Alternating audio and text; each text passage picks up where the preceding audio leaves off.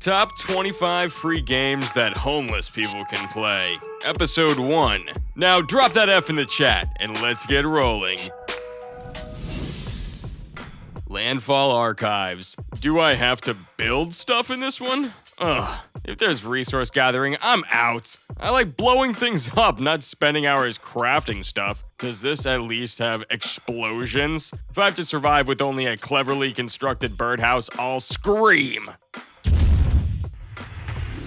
VR chat. This is more of a social hangout than a real game. You make a goofy avatar and run around chatting with people in weird, wacky worlds. It's kind of fun if you're into the whole role-playing scene, but honestly, I feel super awkward pretending to be a giant anime cat girl. Plus, half the people either have obnoxious voices or are blasting terrible music. Feels like a high school anime convention went horribly wrong in a virtual space.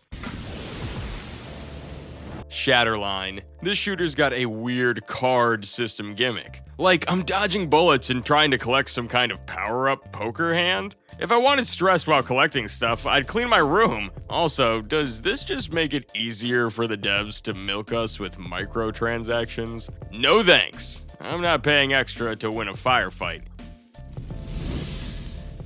Warframe. So you're a space ninja cyborg thing, and you fight hordes of ugly alien baddies. Sounds awesome, but also confusing. This game throws so much stuff at you. Missions, crafting, some weird pet system. I like action, but it shouldn't take a wiki to learn how to play. Plus, those space ninjas need to invest in some thicker armor. Not a fan of the shiny spandex look. Crab game. Okay, this takes the Battle Royale thing to a whole new level of absurdity. You're basically a bunch of squishy dudes in tracksuits beating each other to death with children's playground equipment. Talk about a lawsuit waiting to happen. The games themselves are ridiculous. Imagine Deadly Red Light, Green Light, or King of the Hill played with inflatable hammers. It's hilarious, but also incredibly rage-inducing, especially when you get yeeted off the map by some kid half your age. FPS chess. Imagine chess with guns instead of snooty knights. That's this fever dream of a game. Pawns with pistols, rooks with rockets, and the queen probably has a tactical nuke stashed away. Look, I can handle strategy, but this is like Call of Chess. Pure mayhem! Half the time, I forget what piece I even am. This game needs a chill pill. Project Playtime. Sounds like a fun outing until you realize it's one of those multiplayer horror games where a giant creepy thing chases you. Why do people enjoy this kind of stress? Like running around some abandoned factory while a mutant teddy bear tries to eat me? Hard pass. I'd rather count my wrinkles than play this again. Valorant. This one thinks it's all cool and tactical. You pick your agent, toss some smoke grenades, plant a spike. Boring! Look, I like shooting stuff, but all this waiting around and trying to peek corners makes me feel like I'm back in math class. Plus, the guns have weird spray patterns that make me look like I'm having a seizure when I fire. If I wanted to be frustrated while aiming, I'd use my TV remote upside down. Deceit 2. Alright, the original Deceit was kinda creepy, and this one looks even more intense. You're a group of people, some of them infected with some kind of freaky virus, and you have to work together, or stab each other in the back. I tried playing this once, and it was basically an exercise in paranoia. You can't trust anyone. I ended up shooting my best friend in the game because I thought he sneezed funny. Not exactly the kind of social interaction I need in my life. Outcore. Desktop adventure. This game is like having a virtual stalker with attitude. It takes over your desktop. This little anime girl pops up and suddenly you're solving puzzles with your files and folders. It's super meta. Like the game knows it's a game and makes fun of you the entire time. Look, if you don't like being sassed by AI or having your recycle bin become some deep metaphor, skip this. But if you want a weird, short trip that makes you question your sanity and computer habits, try it out. Red Hot Vengeance. Alright, here's your classic top-down, kill everything that moves kind of game. Think of it like Hotline Miami, but with a less cool soundtrack. Angry assassin out for blood. Been there, done that. The thing is, after 10 minutes of blasting everything in sight, my trigger finger starts feeling the burn. Maybe if they added some yoga breaks for my carpal tunnel, I'd make it further than the 3rd level. Cry of Fear. They should have renamed this one Cry of Frustration. I'm no fan of jump scares. Just makes me spill my drink on my keyboard. Plus, why do horror games always have the wonkiest controls? Turning around feels like wrestling a bear. Maybe all that terror makes you lose your motor skills. Polygon. Okay, this sounds artsy. You're some floaty-shaped thing trying to escape a weird world? Honestly, I'm not smart enough for this kind of game. People say it has a deep meaning, but all I see are triangles and squiggles. Trying to understand this game is like trying to understand modern art. Just a bunch of pretentious nonsense. Front lines. Alright, now we're talking about a real gamer's game. A war shooter. Big maps, guns, the thrill of victory. Well, until some 12-year-old with godlike aim snipes me from halfway across the map. I like some challenge, but walking for 20 minutes just to die instantly isn't my idea of fun. Maybe if there were jetpacks or something, I'd actually get to do more than stare at the respawn screen.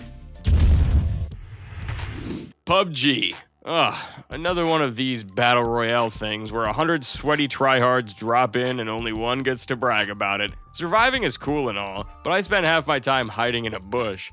And the looting? 30 minutes wasted rummaging through buildings just to get shot by a guy who found a decent weapon in the first 2 seconds? Nope. Totally accurate battlegrounds. Ever wanted to see a bunch of floppy, wobbly dudes try to shoot at each other? That's this game in a nutshell. Honestly, these guys make my drunken uncle look like a trained sniper. The physics are hilarious, but also incredibly frustrating. Like, aiming a gun feels like trying to wrangle a greased-up eel. At least getting killed is kind of funny. Paladins. Wait, isn't this like that other team hero shooter thingy? You've got your dwarf dude, your fire mage, and all that fantasy jazz. Honestly, it's too much going on. I can barely keep track of my character, let alone what my teammates are doing. And do these guys ever stop shouting their catchphrases? My ears are ringing just thinking about it. PlanetSide 2. So basically it's 1,000 sweaty gamers all trying to shoot each other at once? Sounds like a giant headache waiting to happen. These massive battles must be absolute chaos. I bet half the time you don't even know what side you're on or where to go. And hey, I'm all for getting into the action, but getting picked off by some dude camping a hill a mile away? Not exactly my idea of a good time. Muck. Okay, this title makes absolutely no sense, but the bright cartoony graphics are kind of fooling me. Don't be deceived, this survival crafting game is brutal. The enemies come out at night, the resources suck, and don't even get me started on the hunger system. It's like my stomach's growling in real life while I play. It's a miracle if I survive one night on this thing.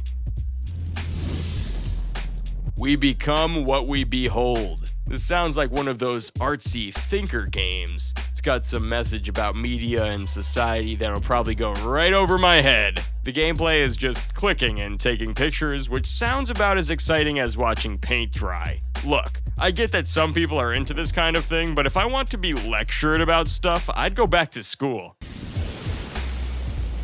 The Hunter Classic. I do like the idea of heading out into the woods with my trusty rifle. Virtually, of course. But honestly, this game is a major snooze fest. You spend hours creeping through virtual bushes, tracking pixelated deer droppings, and 9 times out of 10, you end up scaring everything away and going home empty-handed. Maybe if it had zombies instead of deer, I'd be more interested.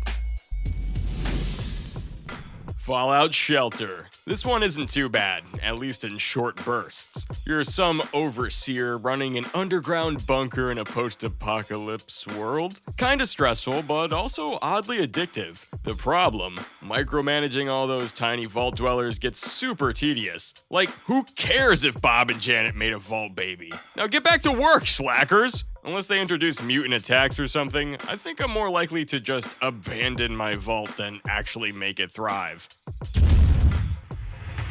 Trove. Okay, so it's like someone took Minecraft and mixed it with a loot-obsessed RPG. Build stuff, hit things, get better gear. Sounds simple enough, right? Wrong. This game is like a bottomless pit of content. There are too many classes, too many crafting recipes, and the world just goes on forever. Look, I appreciate a good grind, but with this much stuff, it feels less like a game and more like a second job.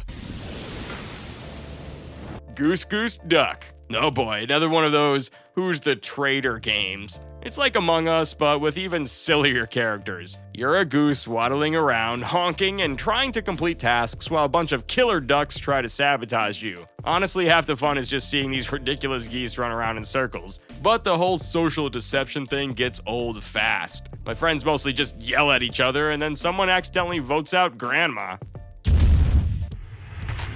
eFootball 2024. Ugh, sports games. Why do they even bother releasing these every year? It's the same basic game with slightly better graphics and an updated roster. Look, I get that some people love simulating actual sports, but watching pixelated players do their thing? Hard pass. And those microtransactions? Paying real money so my virtual player has slightly better stats? Scam City, dude.